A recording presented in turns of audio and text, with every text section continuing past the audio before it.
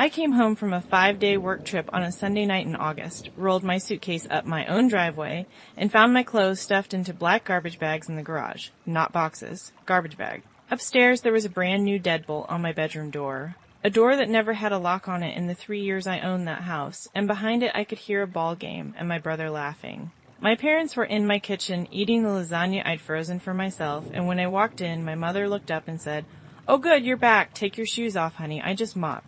My name is Marianne Whitelock.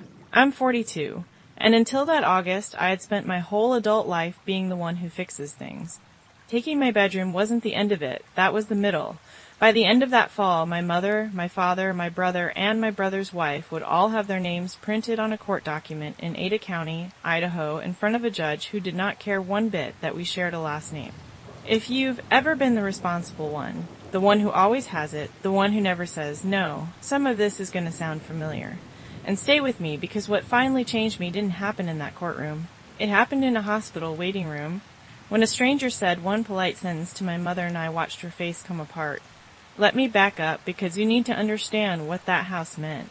It's a split level built in 1978 on a cul-de-sac in Meridian, Idaho, 20 minutes west of Boise, 4 bedrooms, a carport my father always called a waste of good lumber, and a silver maple out front that turns the color of a brick fireplace every October.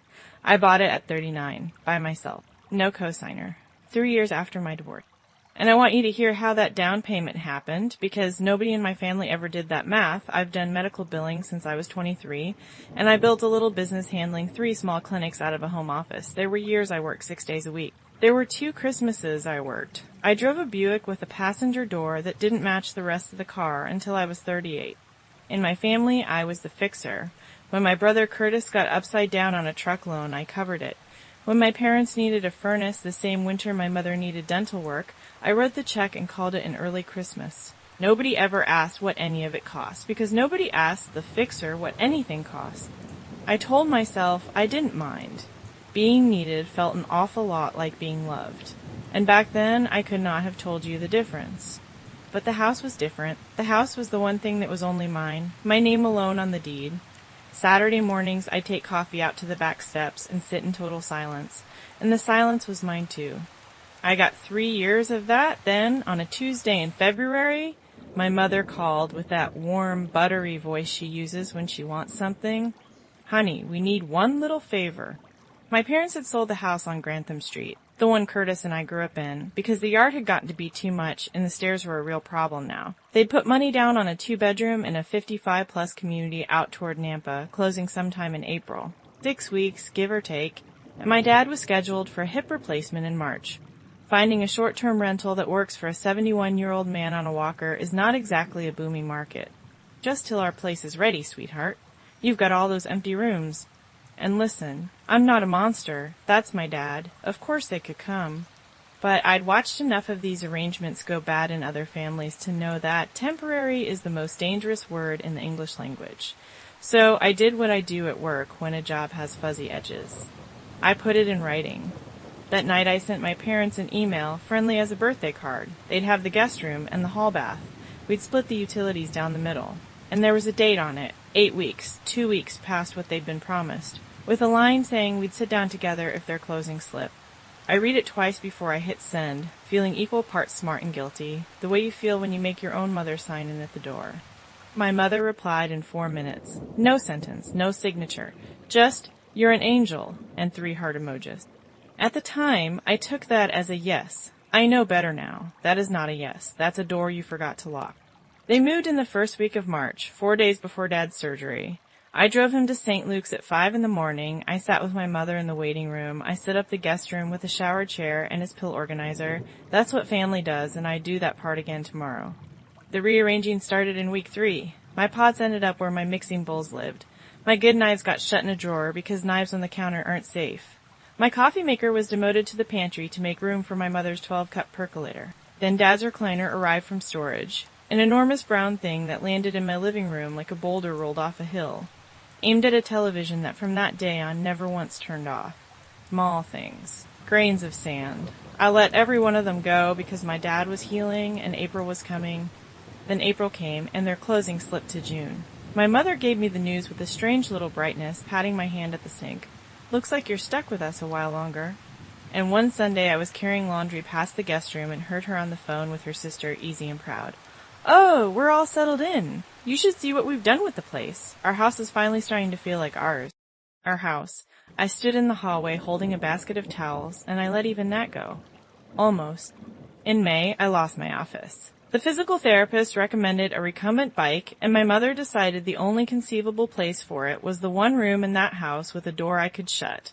The room where I earned the money that paid for all of this. I said, "Mom, I work in there. That's my business." She smiled at me the way you smile at a 4-year-old who says something cute, and carried my monitor out to the dining room table herself. So for the rest of that spring, I ran a billing business from my dining room table while a Western thundered behind me.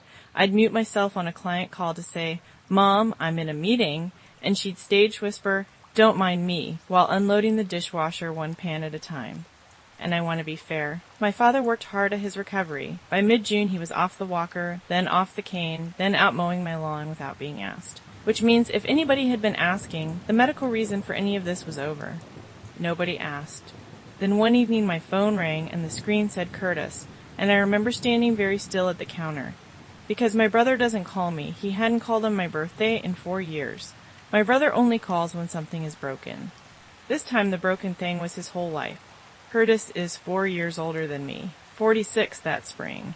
11 years at a distribution warehouse in Caldwell, shift lead, good money, and in April they cut a layer of supervisors, and he was in it. He'd hidden it for 2 months, letting his severance burn down while telling his wife Shelby he had irons in the fire. Shelby was 5 months pregnant with their second. Their boy, Body, was 4. Their lease was up the last day of June. It all came out in one long, aggrieved phone call in which my brother never once used the word sorry or the word please. What he said was, "So we figure we'll just set up at your place till the baby comes. Mom already said it makes sense." I looked at the wall for a second, and what I said, carefully, was that I was sorry about the job, that we'd figure something out, and that I needed time to think, because I already had a full house. You'll notice that isn't a no. I've replayed that call 1,000 times, and it still isn't a no. It was a let me think about it from a woman trained her entire life never to say the other thing. That Friday I flew to Salt Lake City for a training I'd had on the calendar since January. Saturday night my phone buzzed. My neighbor Patty, who's lived 2 doors down for 31 years and misses absolutely nothing. "Hey, Jan. Random question, is there supposed to be a U-Haul in your driveway?" I stood at that hotel window and understood, with total clarity, that whatever I decided no longer mattered. My mother had already opened my front door. I got home Wednesday night to a house that had been taken over. Curtis's truck in my spot. The small guest room where I kept my treadmill packed floor to ceiling, the overflow filling half my garage. Shelby hugged me and said the drive-up had been rough on her back. Curtis hugged me too, big and loud, like this was a reunion I'd won a prize for. And little Body came barreling around the corner in his socks, and I picked him up, because none of this was his fault, and it never was. My mother stood behind them, beaming like she'd pulled off a surprise party. "Family shows up for family," she said, and squeezed my arm. I didn't just swallow it. I said right there, in front of everybody, that this was not what I'd agreed to, that I'd told Curtis I needed time, and that 6 weeks was the ceiling while they found their own place. My brother laughed and waved his hand at me. "Relax. It's temporary. You sound like a landlord." Everybody chuckled, even my dad, and the conversation moved on to baby names, like weather passing over. Later that night, I carried a box up from the entryway because it was blocking the door, and I saw the label in my brother's blocky handwriting. It didn't say kitchen or misc the way normal moving boxes do. It said master closet. I stood there holding it, listening to my brother laugh at the TV in my living room, and a cold little fact walked into my head and sat down. He hadn't packed that box for a visit. He'd packed it for a house he already considered his. Let me tell you what temporary costs, because nobody in my family ever wanted to look at the number. My mortgage is $1,915 a month with taxes and insurance. That's mine. I signed for it. But my utility bill, 5 adults, a 4-year-old, laundry going constantly, a TV that never slept, went from $180 to $520. Groceries I bought Sunday were gone Wednesday. Nobody put in a dime unless I asked, and when I asked, my mother acted like I'd passed a collection plate at a funeral.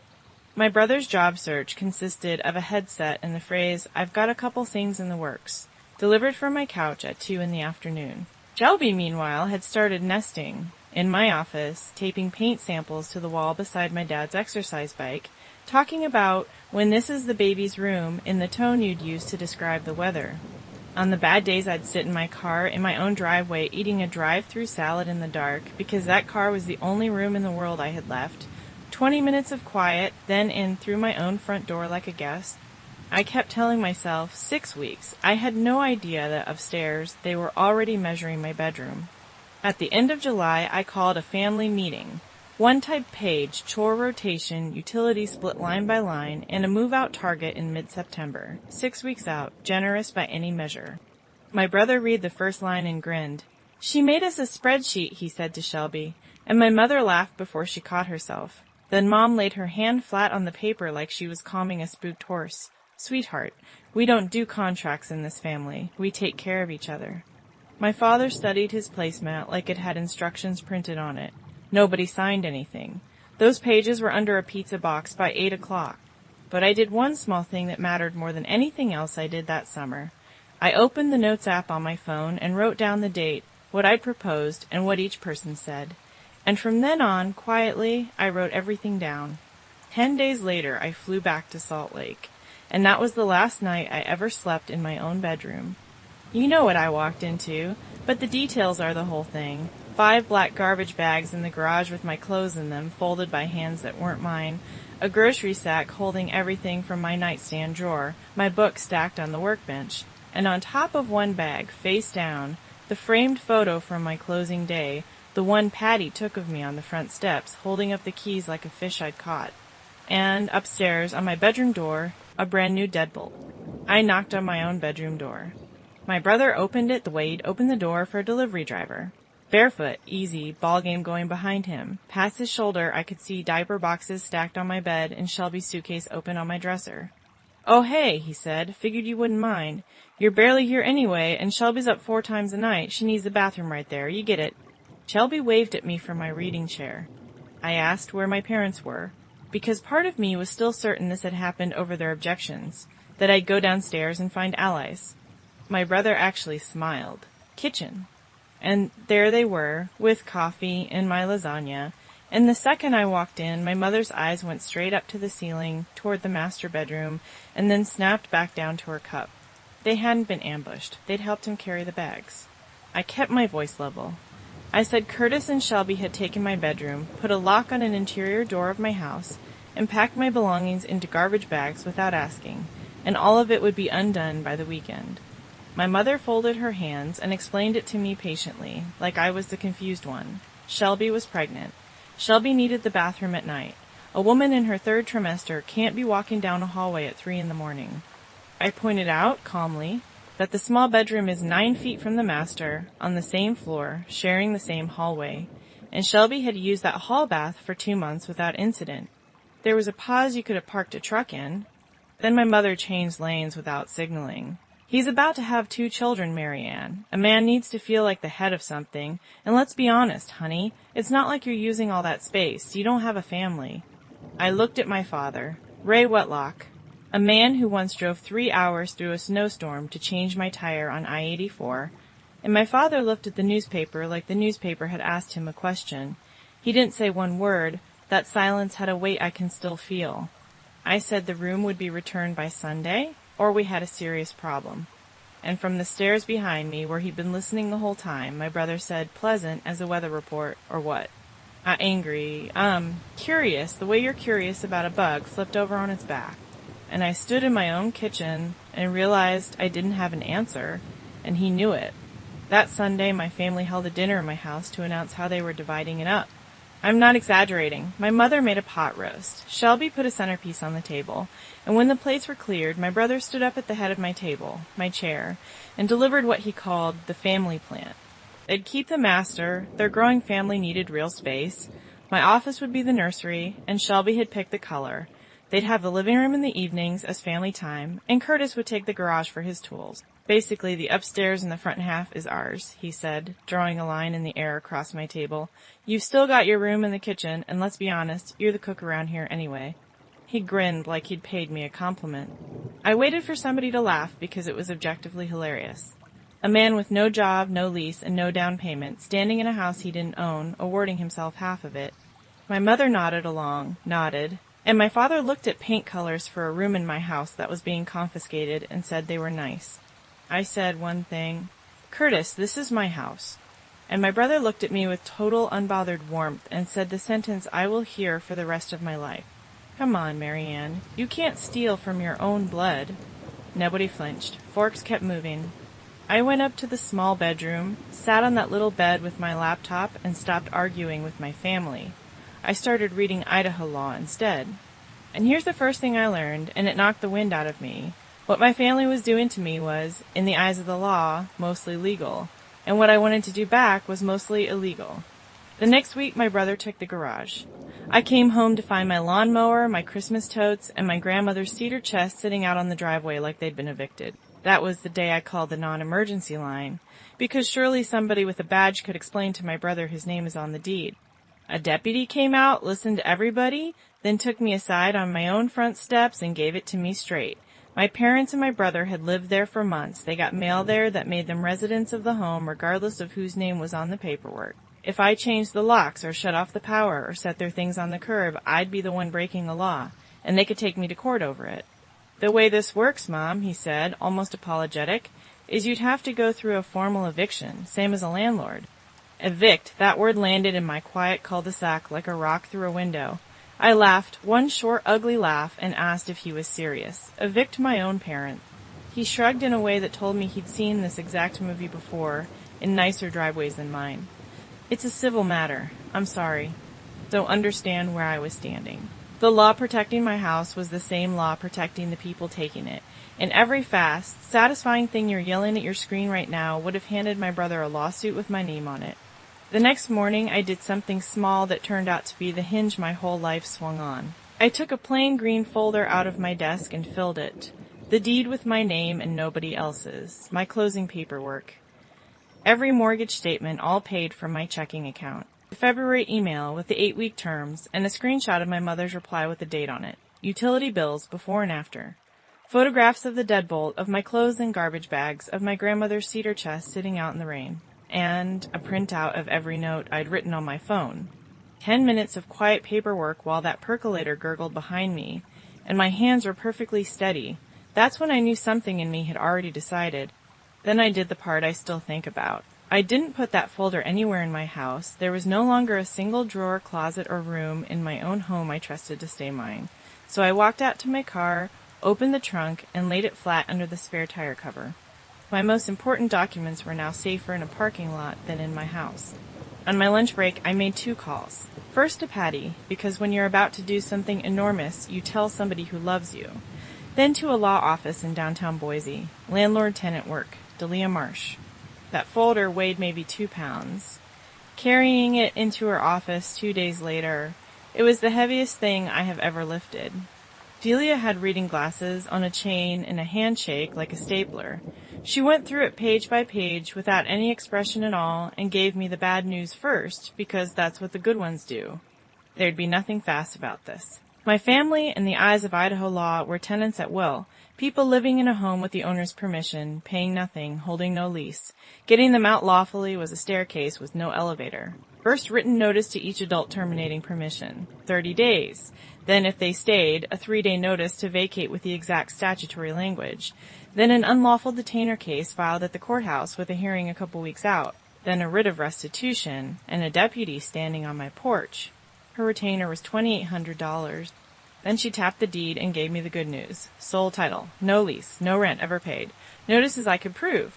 Legally, this is the cleanest case I'll see this month, she said. Emotionally, it's the worst kind I do. Then she capped her pen and looked at me the way a surgeon looks at somebody right before they mark the skin. Miss Whitelock, almost nobody serves their own mother. Whatever happens in that courtroom, the family you had before those papers, that version of it ends. Are you sure? I told her I needed 1 more week, not because I doubted the law, because I wanted to give my family one last chance to be my family. That Thursday I asked everybody to sit down, and I put an offer on the table more generous than anything anybody had earned. My parents could stay until their place was ready, no deadline at all. All I asked was that they back me on one thing. Curtis and Shelby needed their own place before the baby came. And to make it real, I'd hand my brother $3,000 toward a deposit and first month's rent, plus pay for the truck. A gift. Not a loan. All I wanted was my bedroom, my office, and a date on a calendar. My brother listened with his arms folded and a small, patient smile, like a man waiting for a child to finish a knock-knock joke. Then he made his counteroffer he'd been thinking, and the smart move long-term was for me to sell him half the house at what it was worth back when I bought it before the market ran up, because otherwise you'd be gouging your own brother. He'd pay me monthly, no interest, once he landed something. Or simpler, he said, and here he actually patted the back of my hand. You just add me to the deed, for the kid's stability. It's one signature, Marianne. I sat there doing silent arithmetic on 16 years of skipped vacations and mismatched car doors while my brother priced my house like a lamp at a yard sale.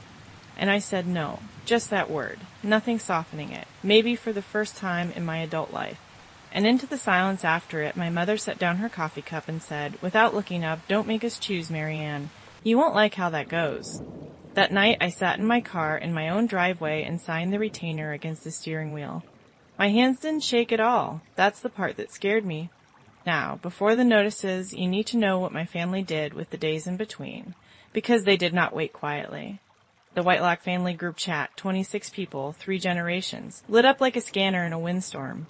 And the story going around was not Curtis moved into Marianne's bedroom and demanded half her house. The story was, Marianne is threatening to put a pregnant woman and a 4-year-old out on the street.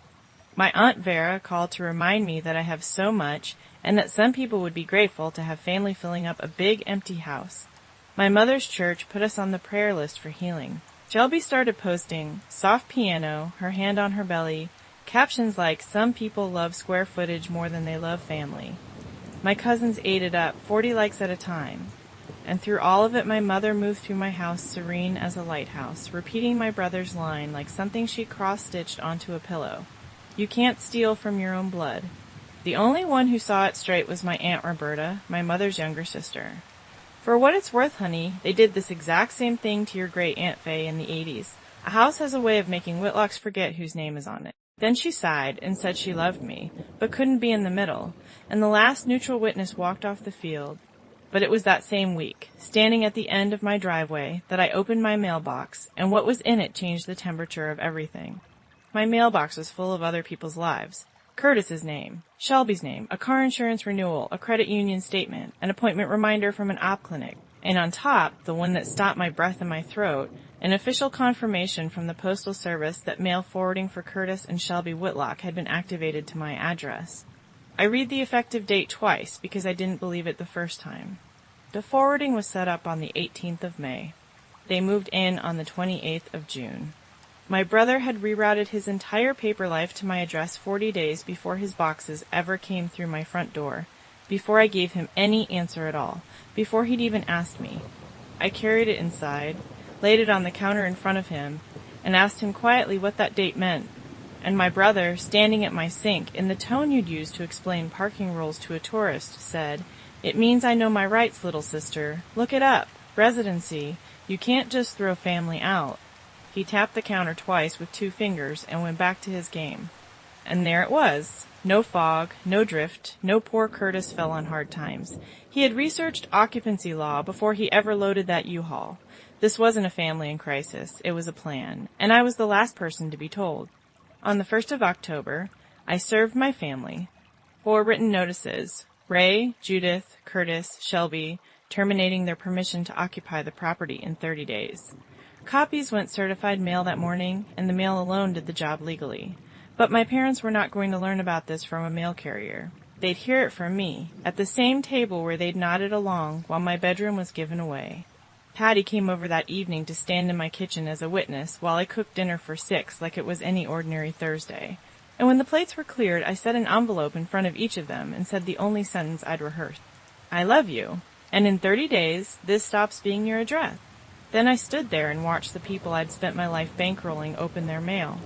My mother read 2 lines, understood, and came up out of her chair with a sound I'd never heard her make, half sob, half fury, saying I was doing this to my own mother, that this family was cursed the day I bought this house. Shelby cried into her water glass.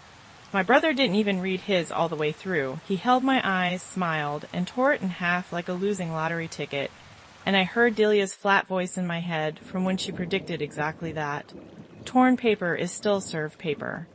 and my father read every word of his, front and back, slowly. Then he folded it into quarters, tucked it into his shirt pocket behind his reading glasses, and quietly started carrying dishes to the sink. My mother screamed. My brother laughed. My father put his eviction notice away like a receipt. I couldn't have told you yet which one of them was going to break my heart. I want to tell you about the one night I nearly gave up, because leaving it out would make me a liar. About a week after the notices, I came down at 2 a.m. for water, and saw a light under the garage door, his half, as he called it, and there was my brother sitting on an upside-down bucket in the middle of his workbench kingdom, not drinking, not on his phone, just sitting, turning something over in his hand. It was his old badge from the warehouse, the laminated one with the terrible photo, the one he used to flash at Thanksgiving like a sheriff's star, back when he was the only Whitlock kid with a title. When he noticed me, he didn't put it away. He said to the concrete floor, 11 years I gave that place.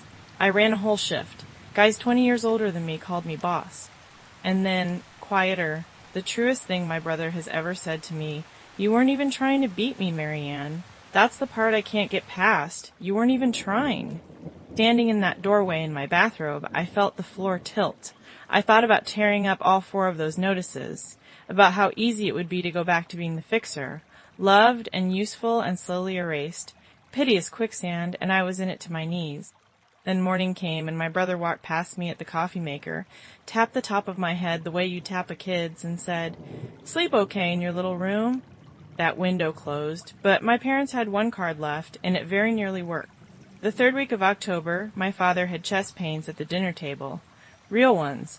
Gray face, hand flat on his sternum, fork down, everything in the room suddenly very sharp.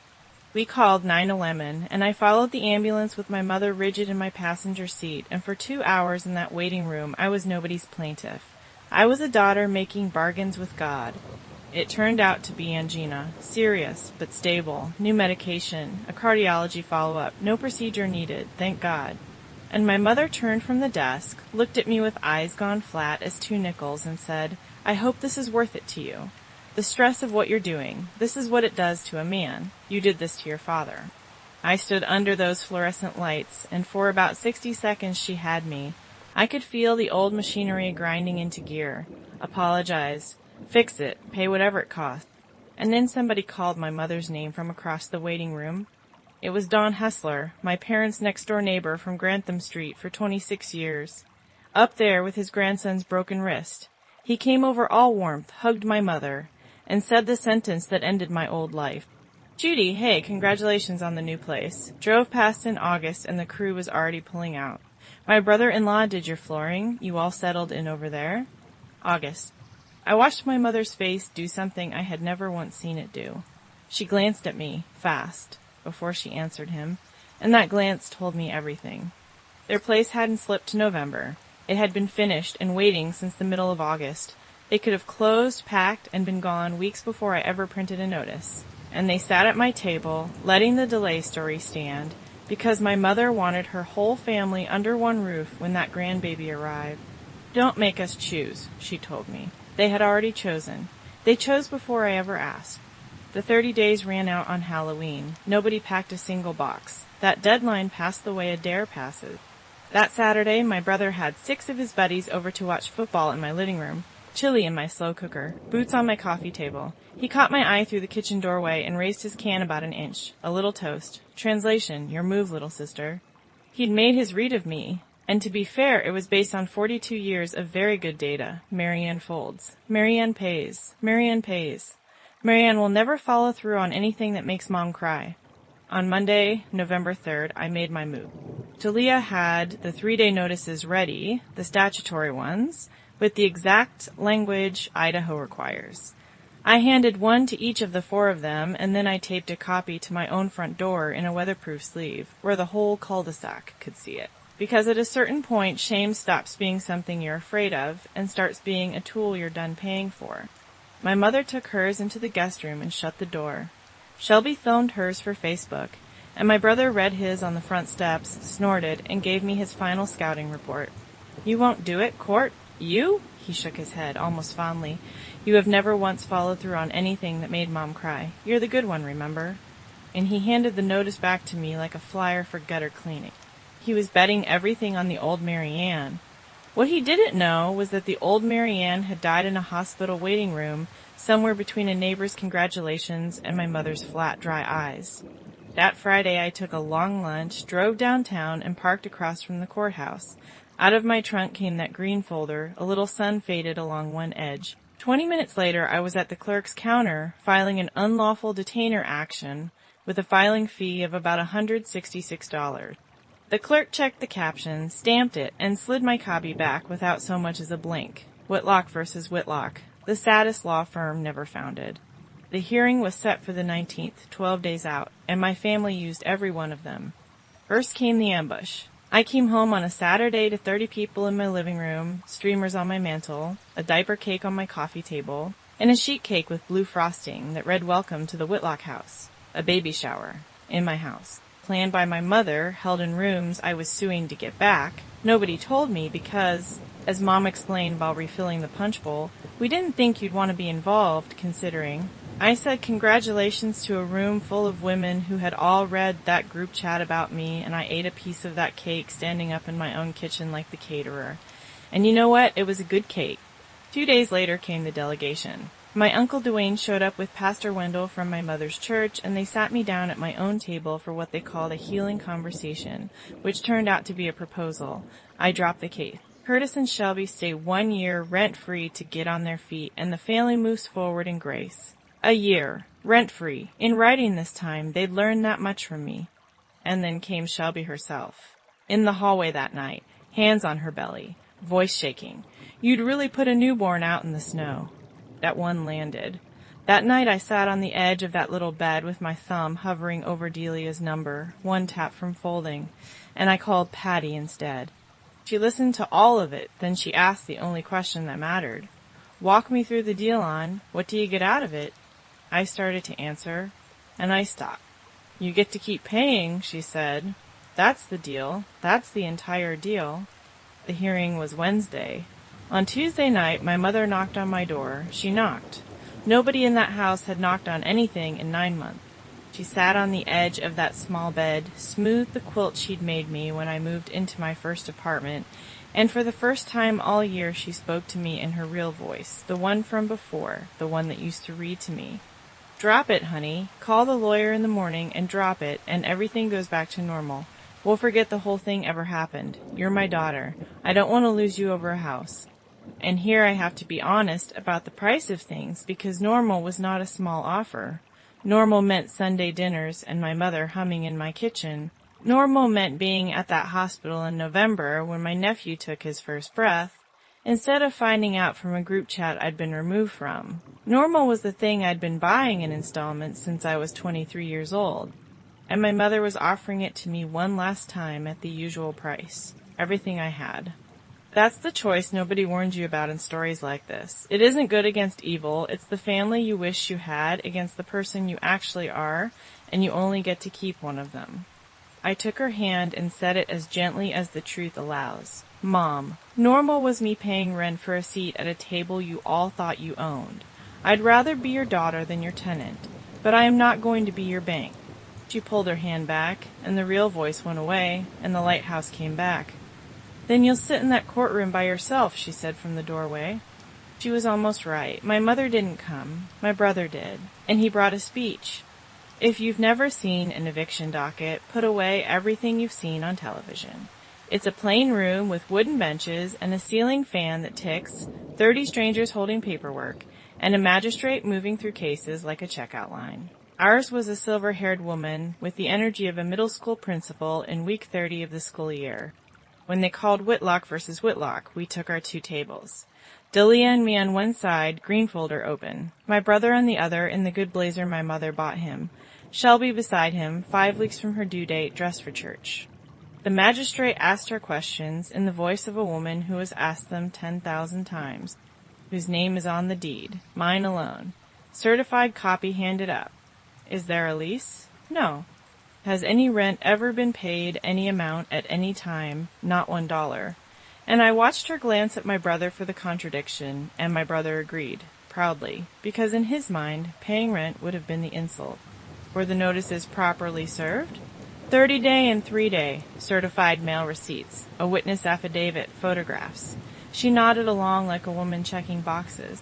Then my brother stood up and gave his speech, and I'll grant him this. He'd practiced. He talked about what family is supposed to mean, about promises made around a kitchen table, about the wall he primed for the nursery, about sweat equity, and a sister with more than she needed and no children of her own. The magistrate listened with her chin on her hand until he wound all the way down, and then she asked him 4 short questions. Do you have that promise in writing? No. Is your name on the deed or the mortgage? No. Have you paid anything toward this property in any form? No. Do you dispute that you received proper notice? No. 4 answers, each one quieter than the one before it, and it was finished. Idaho requires promises about real property to be in writing, she explained, not remembered fondly, judgment for the plaintiff, writ of restitution to issue, vacate within the time the law allows. 6 minutes. That's what his empire came to. Out in the hallway, my brother came apart, called me a traitor to my own family, loud enough that a bailiff drifted over, said I'd bought a judge the way I buy everything else. I waited until he ran out of air, then I kept my voice at kitchen table volume and gave him back his own words. You keep telling everybody you can't steal from your own blood. The judge just gave it a different name. And then, because 16 years of ledgers were finally closing, I added the rest. You taught me this family keeps score, Curtis. I'm just the first one who wrote it down. The court gave them until the first week of December. My parents used 2 days.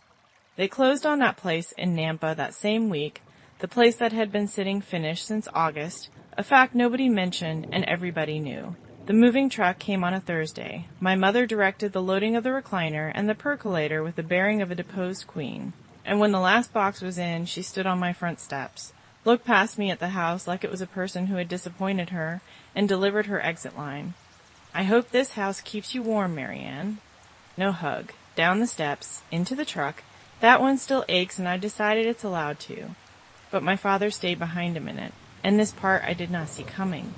Ray Whitelock, who had barely spoken a full sentence since March, carried his old toolbox out to my back gate, the one that had screeched like a barn owl since the day I bought the place, the one he promised to fix back when he still needed a walker, and he oiled the hinges and squared the latch until it swung silent. Then he came into the kitchen, set his key to my house on the counter, and beside it an envelope with $400 in worn 20s. For the utilities, he said. It's not half. It's what I've got. And then my father looked somewhere over my left shoulder and gave the longest speech I've ever heard him give. I watched my own dad do this to my Aunt Fay. Whole family camped in her house, called her hard-hearted when she finally hollered about it, and I promised myself I'd never sit that quiet. He picked up his toolbox. Turns out quiet's a thing you inherit, kiddo. I'm sorry. And you should have heard about that condo from me months before a neighbor handed it to you in a waiting room. I knew. I just didn't have the spine to say it out loud. He was gone before I could do anything with that. 1 set of keys back. 1 to go. My brother's last stand was exactly as well planned as everything else he did that year. He didn't look for an apartment. He didn't call the legal aid number the court handed him. He spent his last days telling the group chat I'd never go through with it, that the judge was a formality, that Marianne always folds, while Shelby's mother quietly boxed up the baby things whenever he was out of the house. So a deputy came, checked the right, and posted the notice on my front door. And on the morning of the set-out, a crew arrived with him to carry out, item by item, everything my brother had refused to move himself. I'd asked Delia every possible question about how to do that part with some mercy in it. The baby's things were set aside first, wrapped, staged in the garage, out of the weather.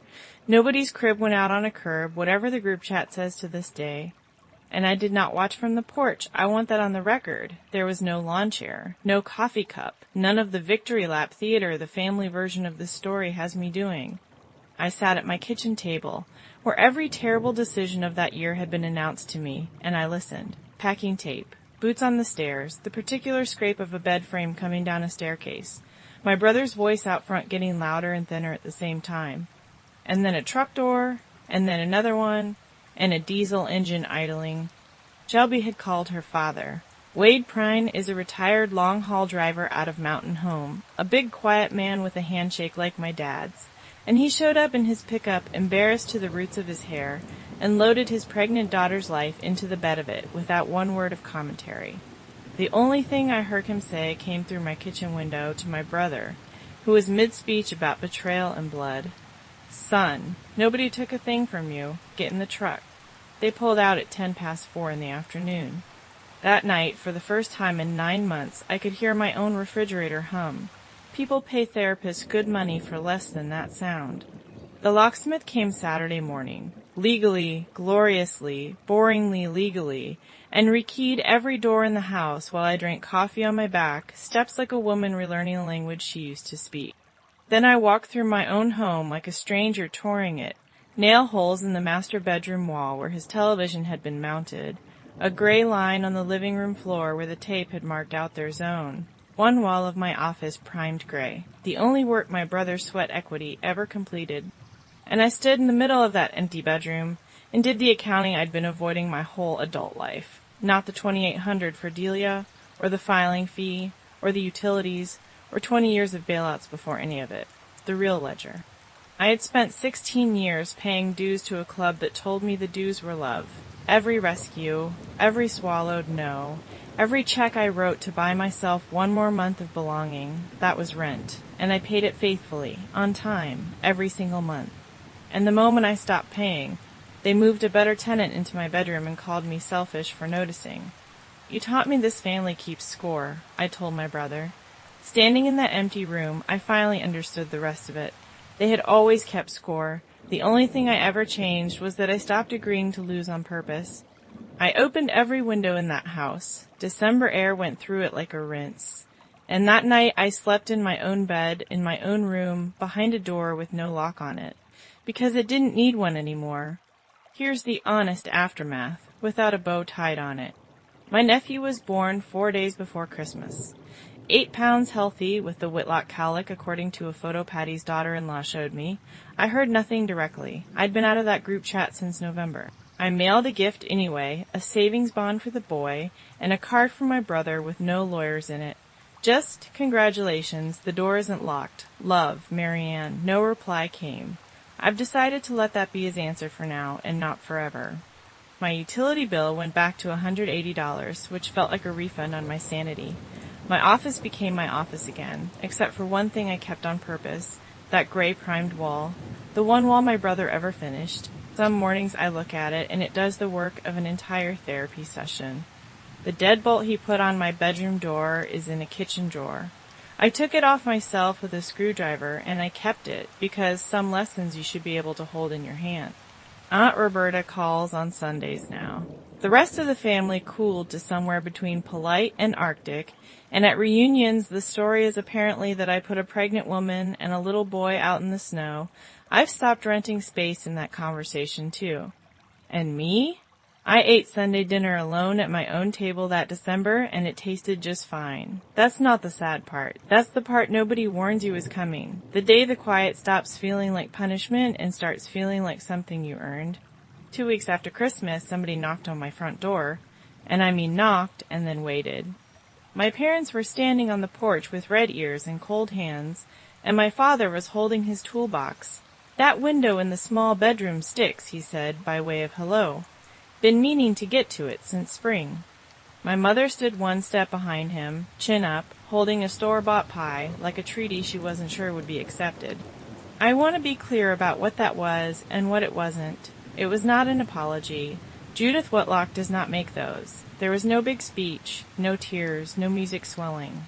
It was two people who had run out of versions of the story, where they were the ones being wronged, standing on a porch asking to come in. I let them in. Dad fixed the window. Mom set the table without rearranging a single cabinet, which from her is practically a signed confession. We ate, and it was careful and small and once or twice almost warm.